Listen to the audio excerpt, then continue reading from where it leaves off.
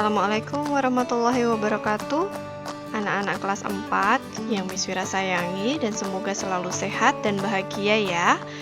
Bertemu lagi dengan Miss Wira di kegiatan pembelajaran kali ini, Pendidikan Kemuhammadiyahan.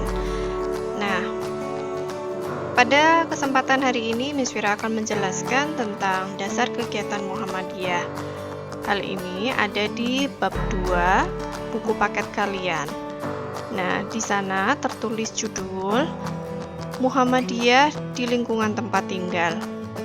Memang betul ada beberapa kegiatan yang bisa kita lakukan sebagai pelajar Muhammadiyah di lingkungan rumah atau tempat tinggal kita. Namun kita wajib tahu paling tidak dasar dari kegiatan yang dilaksanakan oleh Muhammadiyah tersebut. Kali ini kita akan kupas tuntas ya, apa itu? Yang perlu kita ketahui tentang pelajar Muhammadiyah yaitu adalah pribadi yang terampil, berilmu, serta berakhlak mulia. Nah, tentunya yang memiliki karakter islami dan siap menjadi generasi penerus bangsa yang adil dan makmur. Nah, walaupun pada saat ini kalian belum memenuhi kriteria tersebut, tapi hal ini adalah harapan dari Muhammadiyah. Kenapa kalian bisa disekolahkan ke Muhammadiyah? Kemudian nanti kalian keluar dari sekolah Muhammadiyah akan diharapkan kalian memiliki karakter seperti itu, yaitu pribadi yang terampil, berilmu, dan berakhlakul mulia. Nah, lalu caranya bagaimana untuk menjadi seorang pelajar Muhammadiyah? Nah, tentunya kalian wajib mengetahui tujuan berdirinya Muhammadiyah itu sendiri. Ada 8 tujuan berdirinya Muhammadiyah yang Miss Wira rangkum di sini ya. Yang pertama itu menegakkan dan menjunjung tinggi agama Islam untuk mewujudkan masyarakat Islam yang sebenar-benarnya.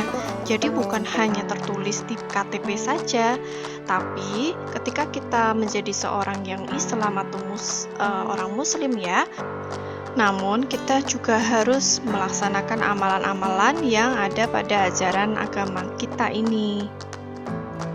Contohnya kelima rukun Islam. Nah, seperti syahadat, sholat, puasa, zakat, dan haji.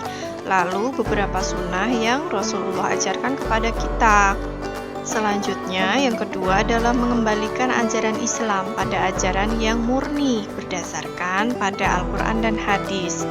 Jadi, sebelum adanya Muhammadiyah, Islam kita itu masih bercampur dengan budaya-budaya kejawen atau yang dulunya dibawa oleh Sunan Kalijogo.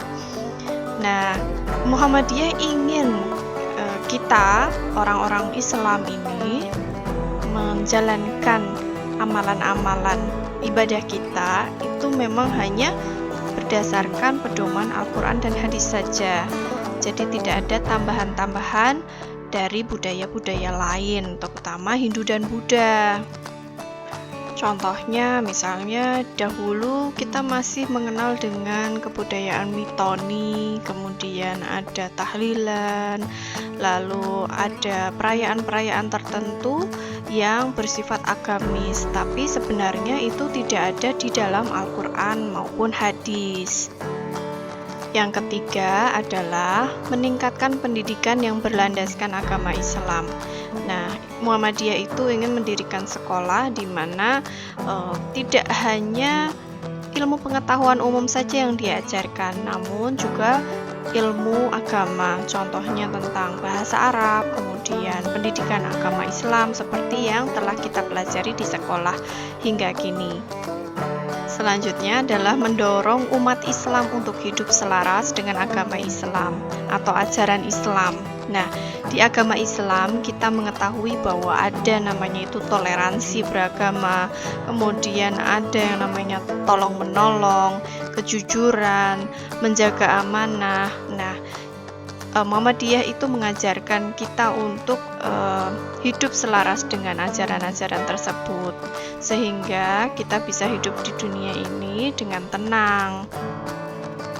Tujuan yang kelima adalah membina dan menyiapkan generasi muda agar bisa menjadi pemimpin masyarakat, agama, dan bangsa yang adil dan makmur.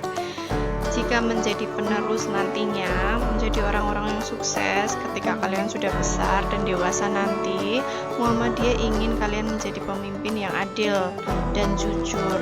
Sama seperti tokoh-tokoh Muhammadiyah yang kita kenal hingga kini, seperti Pak Amin Rais, kemudian Pak Din Samsudin, dan lain-lain sebagainya. Kemudian berusaha meningkatkan kesejahteraan manusia pada umumnya dan umat Islam pada khususnya. Muhammadiyah juga memiliki badan penyalur amal atau zakat ya, bernama Lazismu. Ini merupakan salah satu amal usaha Muhammadiyah yang sudah berdiri hingga kini. Nah, hal ini adalah salah satu wujud atau bentuk dari cara Muhammadiyah meningkatkan kesejahteraan manusia. Misalnya dari si kaya, dia menyalurkan zakatnya di badan amal ini, kemudian Lazismu akan menyalurkannya ke orang-orang yang memang betul-betul membutuhkan. Selanjutnya adalah ikut menyantuni anak yatim piatu dan yang berkekurangan. Salah satu amal usaha Muhammadiyah yaitu mendirikan sebuah panti asuhan. Bukan hanya sebuah ya, tapi banyak sekali panti asuhan. Nah, baik itu untuk anak yatim maupun piatu atau dua-duanya. Untuk poin yang terakhir yaitu mengembalikan seluruh penyimpangan yang terjadi dalam proses dakwah yang menyebabkan ajaran Islam bercampur baur dengan alasan adaptasi. Ini sedikit mirip dengan poin kedua dari tujuan berdirinya Muhammadiyah ya, karena tujuan Muhammadiyah itu adalah mengembalikan ajaran agama Islam yang sebenar-benarnya sesuai dengan pedoman Al-Quran dan hadis, terutama ketika sedang berdakwah ya. Jadi materi dakwahnya pastinya sudah diambilkan dari pedoman kita, yaitu Al-Quran dan hadis atau sunnah Rasul. Nah, dari kedelapan tujuan berdirinya Muhammadiyah tadi, akhirnya kita bisa merumuskan dasar kegiatan Muhammadiyah. Kenapa kok Muhammadiyah itu melaksanakan atau mengajak kita melakukan suatu kegiatan di masyarakat, yaitu dengan bermuhammadiyah ya di lingkungan tempat tinggal kita. Ada 6 rumusan yang bisa kita baca di sini.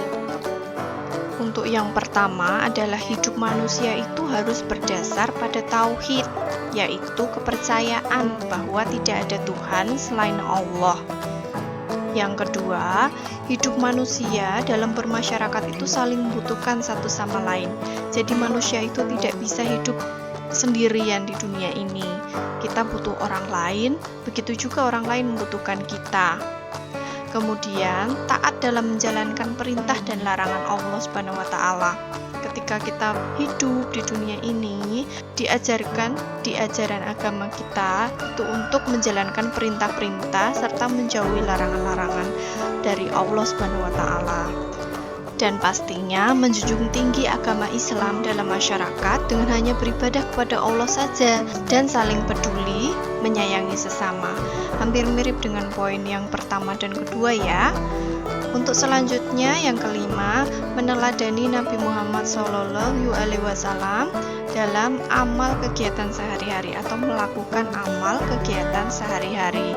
Contohnya seperti menyayangi binatang, melaksanakan adab sebelum tidur, adab sebelum makan, kemudian ketika kita berhubungan dengan orang lain, berbuat baik, dan lain-lain sebagainya. Dasar kegiatan Muhammadiyah terakhir yaitu berjuang bersama melalui gerak dan langkah yang teratur dalam wadah organisasi Muhammadiyah.